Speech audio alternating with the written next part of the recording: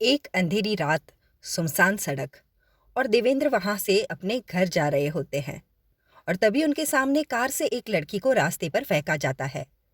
आखिर वो लड़की कौन है? आइए उसकी सच्चाई जानते हैं।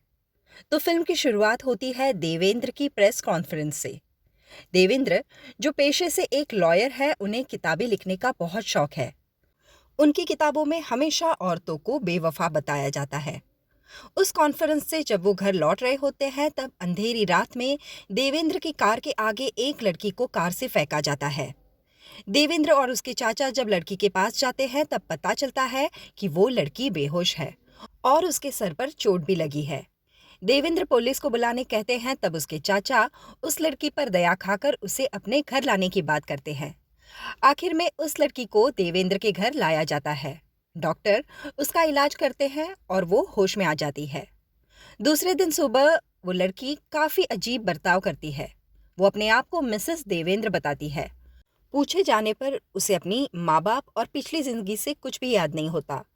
यहाँ तक कि उसे अपना नाम भी याद नहीं है। और बस वो यही रट लगाए बैठी है कि वो देवेंद्र की पत्नी है। देवेंद्र उसकी बातें सुनकर खूब चिढ़ जाते हैं। तब वो लड़की ऐसा बताती है कि मानो वो देवेंद्र को बरसों से जानती है। देवेंद्र अपने चाचा से कहते हैं कि उस लड़की की गुमशुदा होने की खबर अखबार में छपवा दी जाए और जितनी जल्दी हो सके उस मुसीबत से उनको छुटकारा मिले। इंस्पेक्टर, डॉक्टर, चाचा जी और देवेंद्र जब इस मसले पर बात करते हैं, तब सब मिलकर फैसला लेते हैं कि वो लड़की अपनी याददाश्त खो बैठी है। कोई भी उसका गलत फायदा उठा सकता है, इसलिए जब तक वो ठीक ना हो जाए उसे वहीं रखना होगा। उस लड़की को वहीं घर में रखा जाता है, जहां वो धीरे धीरे सबके साथ घुल मिल जाती है। बूढ़े चाचा का ख्याल रखती है और घर की सारी जिम्मेदारियां उठा लेती है। चाचा को भी वो बहुत पसंद आने लगती है।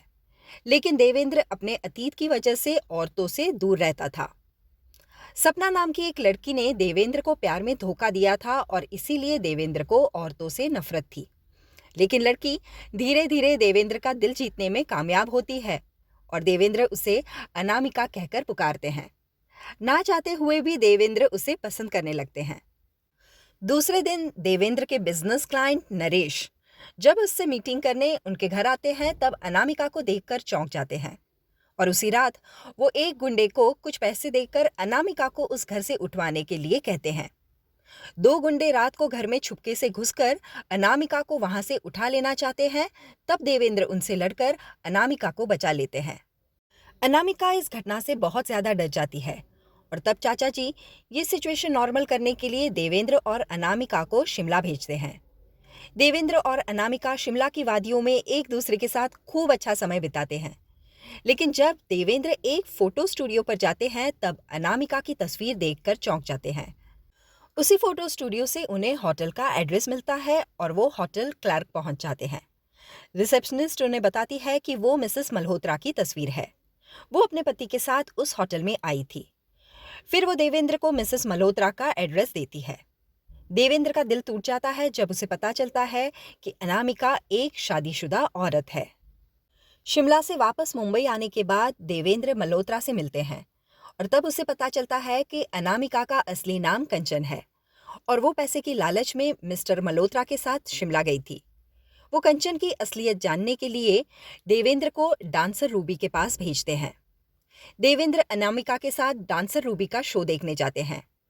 शो के बाद डांसर रूबी देवेंद्र को बताती है कि अनामिका एक रेड में पकड़ी गई थी। वो रेड उन लड़कियों के लिए था जो अपना जिस्म बेचती है। देवेंद्र रूबी की बात सुनकर चौंक जाते हैं और देखते हैं कि अनामिका वहां से चली गई है। देवेंद्र घर जाकर अपने चाचा को ये पूरी बात बताते हैं कि अनामिका एक धोखेबाज बाजारू लड़की है। देवेंद्र अनामिका को अपने घर से निकाल देते हैं और रास्ते में कुछ गुंडे अनामिका को पकड़कर जबरदस्ती नरेश के पास ले जाते हैं। नरेश अनामिका को अपने पिताजी की जायदाद के कागज पर दस्तखत लेना चाहता था, लेकिन उसके वकील की वजह से वो ऐसा कर नहीं पाता और अचानक वहां पर उनके बीच झड़प हो जाती है, जिसमें आग लग जाती है। वकील और अनामिका वहां से भाग खड़े होते हैं, लेकिन नरेश उस आग में फंस जाता है। दूसरी सुबह चाचा जी देवेंद्र को बताते हैं कि अखबार में अनामिका की तस्वीर है और उसमें उनका नाम अर्चना है। वो दिल्ली की मशहूर समाज सेविका सरस्वती की बेटी हैं। चाचा जी अनामिका की असलियत जानने देवेंद्र को मुंबई से दिल्ली भेजते हैं। दिल्ली आकर देवेंद्र का सामना आखिर अनामिका से हो ही जाता है। आखिर में असलियत पूछने पर अनामिका उन्हें पूरी हकीकत बताती है। कुछ सालों पहले अनामिका जब कॉलेज में पढ़ती थी, तब वो राइटर देवेंद्र की बहुत बड़ी फैन थी। उसी के कॉलेज में नरेश भी पढ़ता था, जो हमेशा अनामिका को सताया करता था। अपनी माँ की बीमारी और गरीबी की वजह से अनामिका शादी कर लेती है और शादी की रात ही उसे पता चलता है कि उसकी शादी नरेश के भाई के साथ हुई है। लेकिन नरेश का भाई शादी के बाद कभी भी घर नहीं लौटता। उसने आत्महत्या कर ली। अनामिका के ससुर ये सदमा बर्दाश्त नहीं कर पाते और उन्हें पैरालिसिस का अटैक आ जाता है। दूसरी तरफ अनामिका की माँ का देहांत हो जाता है। अनामिका के ससुर ने सारी प्रॉपर्टी उसके नाम कर दी थी। एक रात नरेश ने अनामिका पर हमला कर दिया और वो जैसे तैसे कर वहां से भागकर मुंबई आ गई। मुंबई आते समय कंचन के नाम से उसने नई जिंदगी जीने की शुरुआत की और उसकी मुलाकात रूबी से हुई, जिसने उसे मल्होत्रा की ऑफिस में नौकरी दिलवाई। मिस्टर मल्होत्रा के साथ बिजनेस टूर पर शिमला जाने के बाद जब मल्होत्रा ने उससे जबरदस्ती करनी चाही, तब अनामिका वहां से भाग खड़ी हुई। जब वो रूबी से मिलने गई, तब उस क्लब में रेड पड़ने पर सब लड़कियों के साथ अनामिका को भी पुलिस ने पकड़ लिया। लेकिन सभी लड़कियों के बयान पर वहां से उसे छोड़ा गया। रूबी के गुंडे उसके पीछे पड़ गए और जब वो उसे बांधकर जबरदस्ती अपने साथ कार में ले जा रहे थे, तब अनामिका कार से कूद गई और बेहोश हो गई। और वही समय था जब देवेंद्र उसे अपने घर ले गए।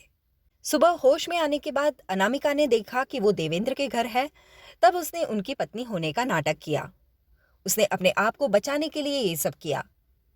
ये पूरी बात जानकर देवेंद्र को अनामिका के प्रति अपनी गलतफहमी का एहसास होता है। लेकिन तभी वहां नरेश आ जाता है, जिसका चेहरा आग की वजह से बहुत ही बुरी तरह से खराब हो चुका था। नरेश देवेंद्र पर हमला कर देता है और दोनों के बीच में खूब जमकर हाथापाई हो जाती है और इसी दरमियान इलेक्ट्रिक शॉक लगकर नरेश की मौत हो जाती है। आखिर में अर्चना यानी कंचन यानी कि अनामिका हमेशा के लिए देवेंद्र की हो जाती है। तो ये थी सुपरहिट मूवी अनामिका की कहानी। ऐसी ही नई पुरानी हिंदी मूवीज की कहानियों के लिए please do subscribe to my channel popcorn time with Vandana. धन्यवाद।